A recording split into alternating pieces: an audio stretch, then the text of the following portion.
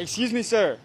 Quick question for you, man. Yes, sir. Is this your Ferrari? Yes, sir, it is. And what do you do for a living out in Austin, Texas to be able to afford a Ferrari? I run a real estate team here in town. And how long have you been in real estate for? 20 years this summer. Over these 20 years, what's the most amount of money that you've ever made in a single year? A little bit over 1.1 mil. Now, I go all over the country just asking people a few questions on their best advice to the younger generation. Is it cool if we ask you a few questions outside of the car? Sure.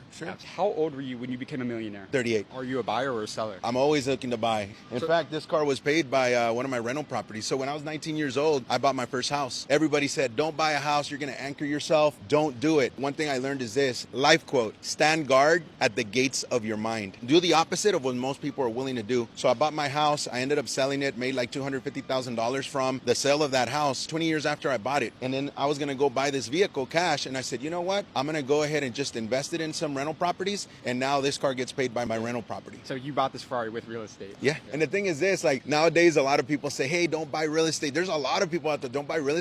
You know what? I love that. And I hope all my tenants hear it because they keep paying for my stuff. This is not to say, oh, you know what? I want to be mean about it. But the reality is that we have a choice. We either pay for our own roof over our head or we're going to pay for someone else's and someone else's lifestyle. And the way I see it is like, just pay it for yourself. It's worth it. But if not, then you can rent from me and then we're good. Oh my God, that was phenomenal, Victor. Come on, man.